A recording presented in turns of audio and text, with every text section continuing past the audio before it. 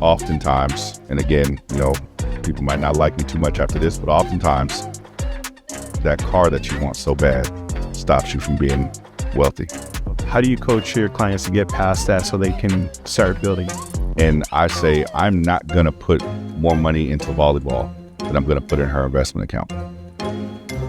I'm here with my good friend.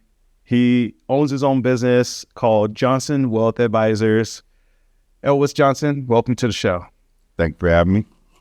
All righty. If someone was tuning into our conversation for the first time, why would they stick around? Well, when you get to hear the questions that you ask people, they're more than just surface questions. You're going to get some good knowledge of, and I've seen some of the people that you've had on before. You're going to get good, not just entry level, surface level knowledge.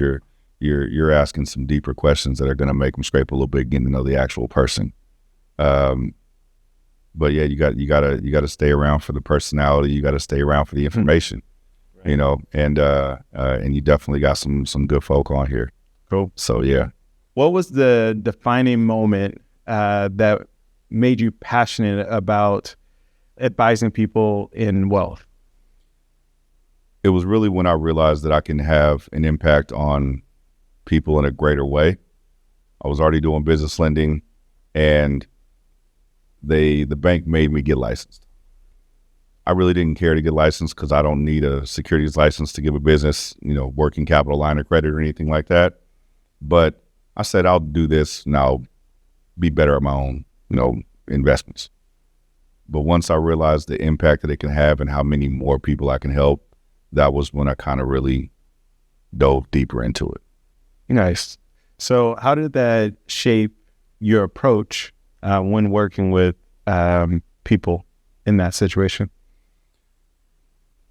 It really makes you ask more questions. You're not just trying to see, how much money do you have? What product does this fit?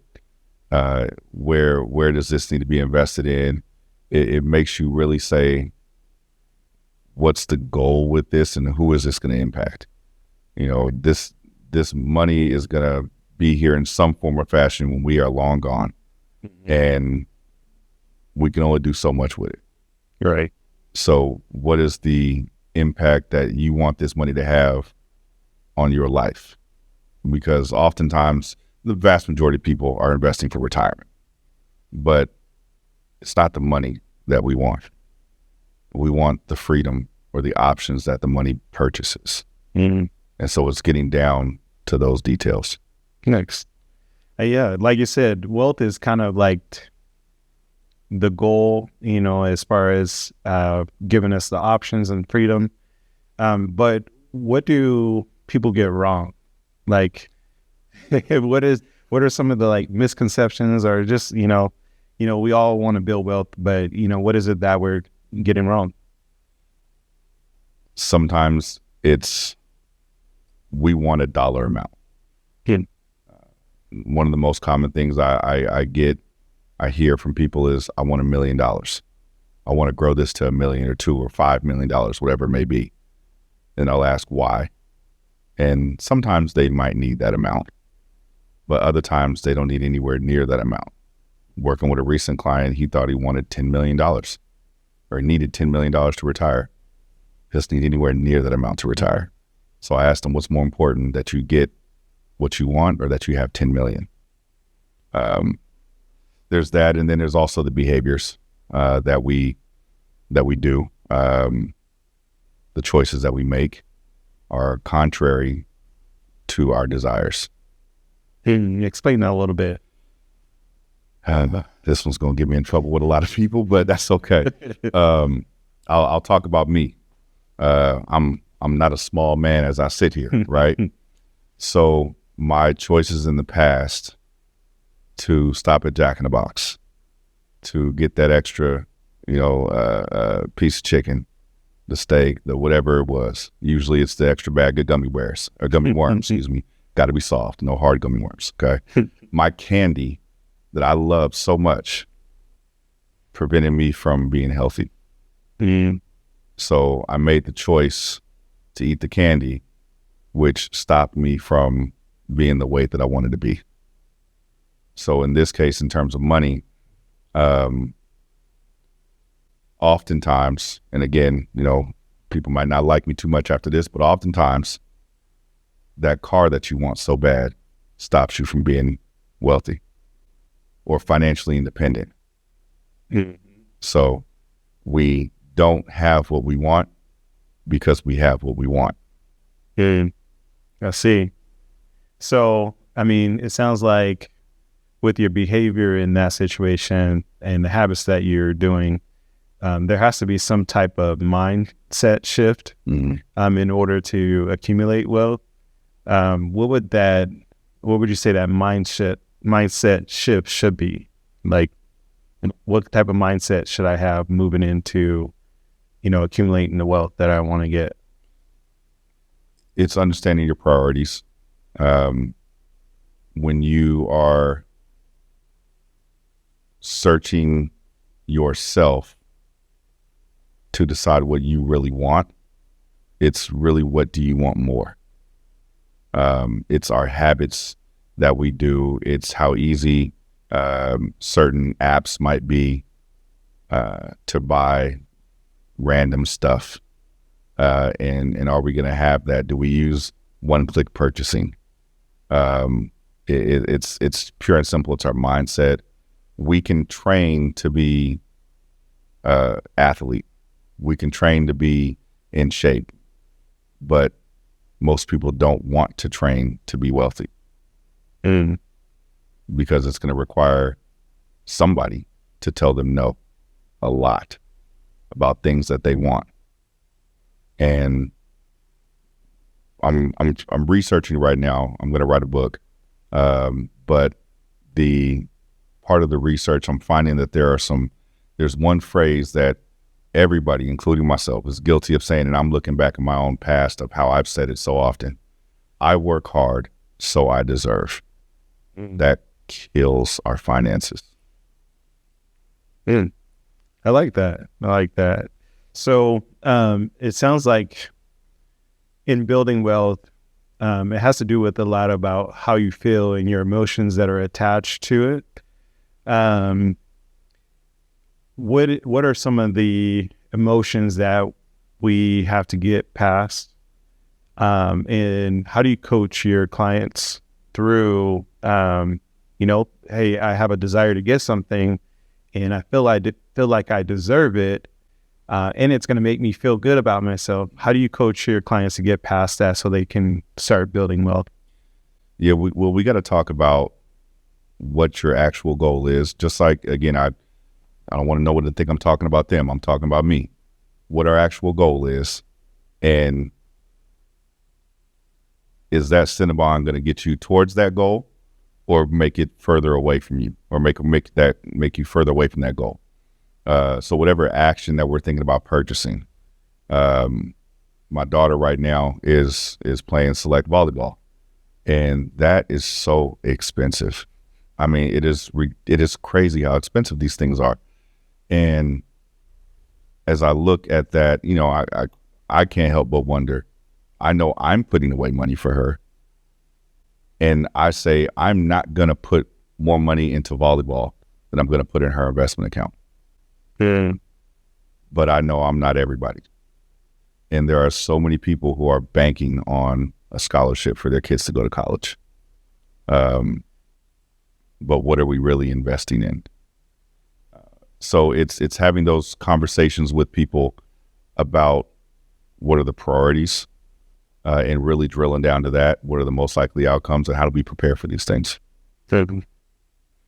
I like what you said about if I'm going to invest in my kid in volleyball so they can go off and play volleyball in college, I'm going to take those type of same investments and put it in some type of account so it can grow as well. I like that.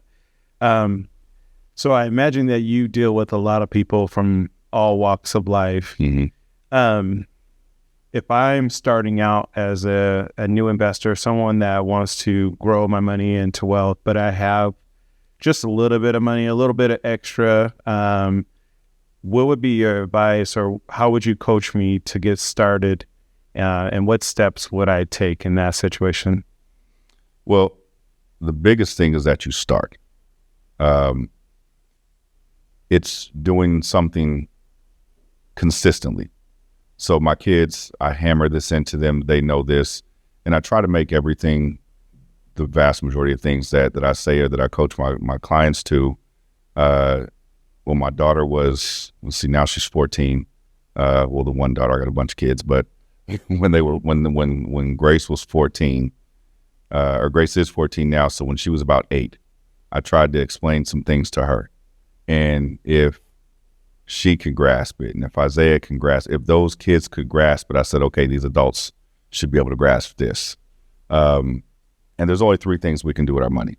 And we can argue about the semantics, but there's 3 overall overarching categories. You can save it, you can spend it, and you can give it. And you have to do all 3, and you have to do them on purpose. Okay. Okay, because if you give all your money away, okay, great, you gave to whatever cause and charity, that's wonderful, but now you don't have a place to live and no food to eat. And if you spent all your money either on good things or bad, food, clothes, whatever it may be, or going out and having experiences and vacations, now you didn't give anything, so you didn't help anybody, and you don't have anything for a rainy day. And if you save all your money, well, first off, you got to eat, so you can't just not spend, right? But now you're also not having fun and you're not helping people. So you have to do all 3, and you have to do all 3 on purpose, right? So it's getting that down inside people, but then it's saying, okay, would you rather put something away one time, or would you rather see what happens if you do something consistently?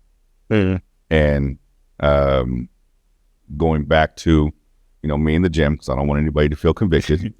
I can go to the gym once and have an amazing workout, drenched in sweat, burned a bunch of calories. Or would it be better if I did 25% of that workout 3 days a week consistently, as opposed to that one amazing workout once a year? Right. So we got to have that consistent action.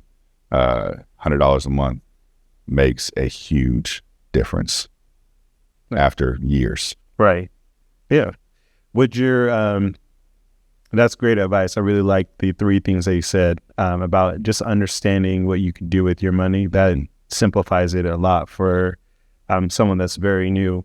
But for someone that's, let's say someone's already moving towards the wealthy spectrum, how would your advice or coaching change for that type of client? Well, it doesn't change very much. It changes in the sense of, now sometimes we're talking about how does this impact our taxes, and oftentimes the conversation shifts from I need to accumulate to I need to keep, and then from I need to keep to I need to transfer this to my family. But the advice doesn't change that much, but it does, because the consistent action and the prudence of your actions, the prudence of the thoughts, the prioritizing what's most important to you, that's really all it boils down to. The tool in the tool bag that we use is going to be a little different. So, as someone that's going into the world of investing, it could be a little bit overwhelming. How do you make it accessible for people like a new investor to learn or gain wealth building strategies? How do you make that accessible? You got to tear down the wall. There's definitely a stigma on my industry. That is, we are there for those who already have it. But if we're only there for those who already have it, like you mentioned, what about those who are trying to get it? And you really have to help those that are trying to start, because those are going to be the people that have it later. So just on the pure business end, not even about, if you're not even talking about, my desire to help people. If you just want to be selfish and say, I'm going to grow my business, you have to help those people who are starting, because later on, they're going to be the people who have. So how do you tear down that wall? It's with account minimums and just making yourself available. And again, that's, my industry has to take that on the chin, because I've been taught by leaders in the industry. I work with clients who have $250,000 or more in complex financial planning needs to grow to gather their money together in one place and make it easy for them to grow their money and transition into the next generation. Mm-hmm. Which is true, but why does it have to be $250,000 or more? How come it can't be someone who can put away $250 a month? Because especially now within our culture, we have a lot of Henrys. Those are high earners, not rich yet. Mm. And we got the money now. We got the income. We were kept out of certain things in certain fields, so we didn't have the income. Unfortunately, our parents or grandparents may have been discouraged strongly from getting things like life insurance, not been helped in what an IRA is and what a savings account is, what an investment account can do for you. So we didn't get the wealth transfer. In some cases they did, but in most cases we don't get the wealth transfer. But now we're making money.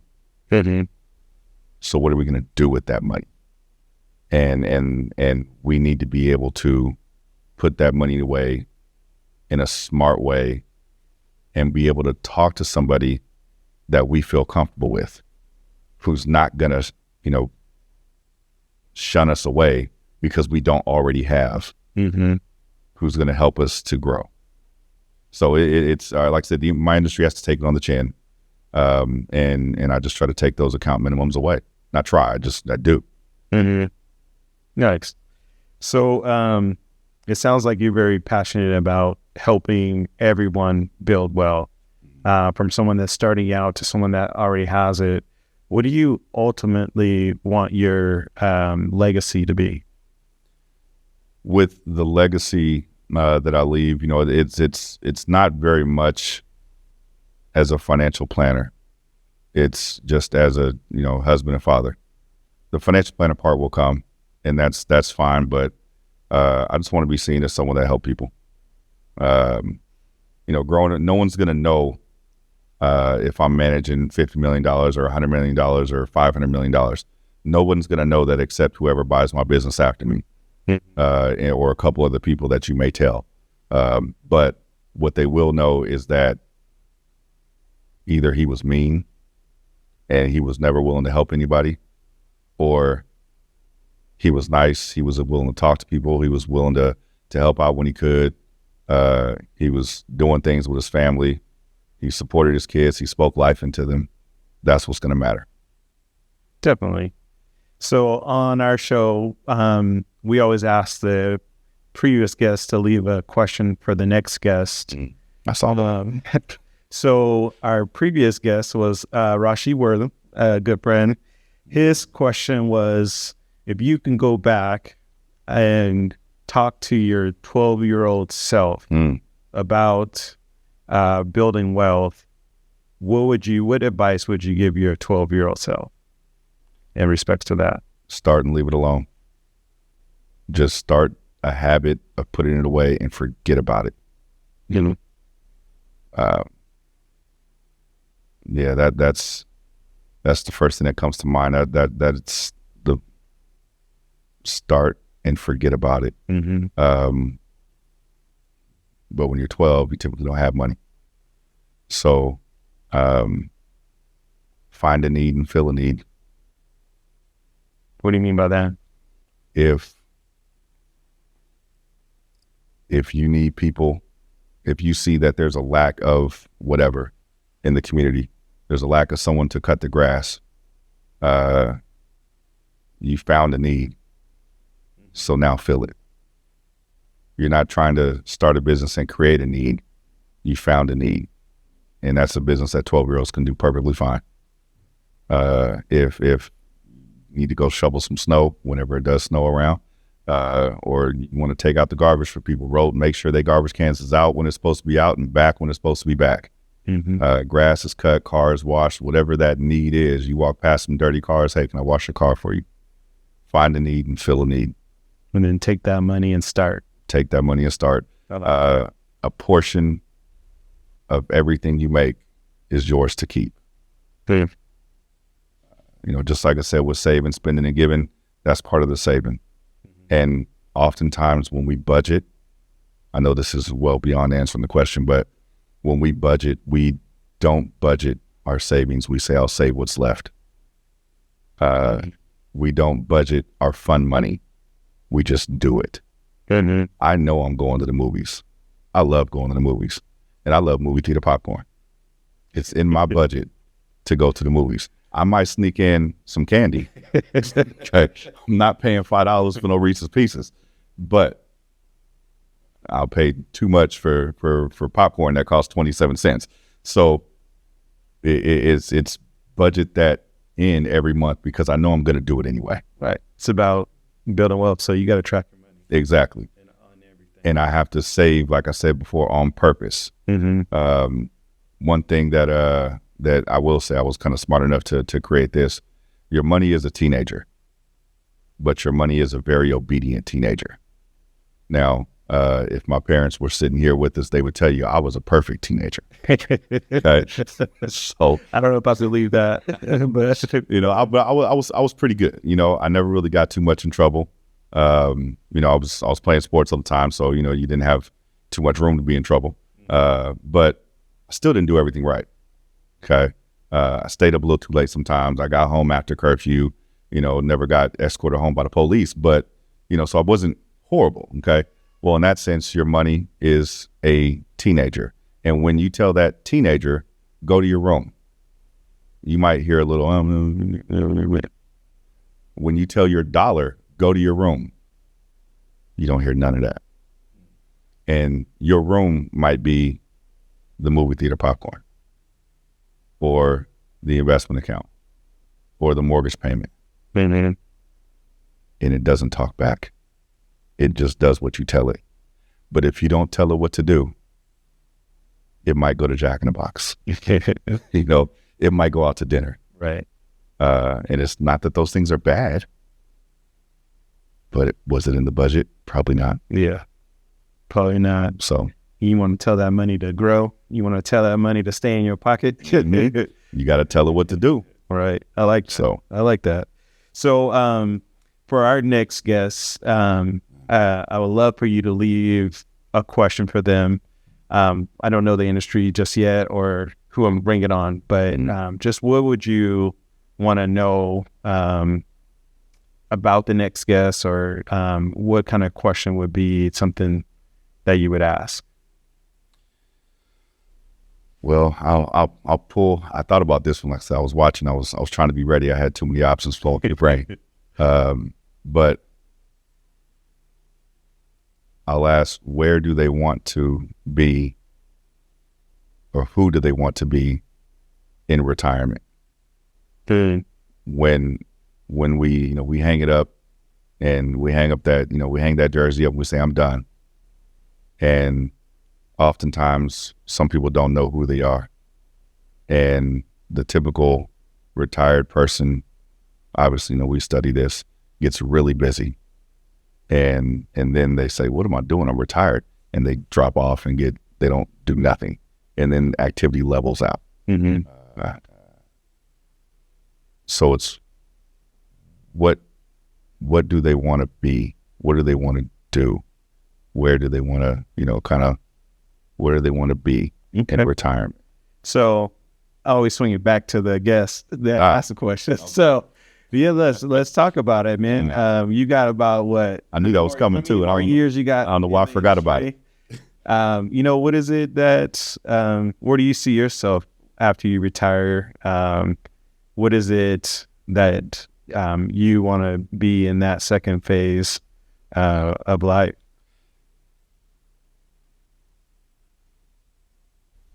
I want to be a coach of something. I love coaching the kids. I don't want to be a head coach. You know, we love the kids, but the parents has problems sometimes. Okay. So I can just see, you know, me just coaching the defensive linemen, offensive lineman somewhere, not too young, because I still need to be able to grab them by the face mask a little bit. You know, they still need to be able to understand. But just coaching the kids in some type of capacity, teaching somebody some fundamentals, you know, and just helping out, you know. The difficult part is where will that be? Because I know that while the Pacific Northwest is great, the winter, I love the vacation in the winter because I want to remember what the sun looks like, you know. So, you know, the traditional snowbird of, you know, Arizona or somewhere. So it's where will that be, you know? But yeah, I can just see sitting back, coaching some sports, a sport, probably just focus down into one and stick with these kids all year round. And yeah. Yeah, that's cool, man. That's cool. I mean, your second phase is giving back to community, giving back to kids. That's awesome. Man, they help you stay young. Hopefully I look plenty young. I always got either my kids or, you know, someone else's kids is always at my house. My wife done put a play toy for babies downstairs right next to my man cave, and I don't understand why. But, you know, so these kids, they say they keep you young. So I need to stay looking young. And when you get to that age, you know, retirement might be 65 or 70. You want to stay in motion. And them kids going to help me stay running around some kind of way. That's cool. Well, Elwis, appreciate it, man. Thank you much. It was good. Thank you. Appreciate it.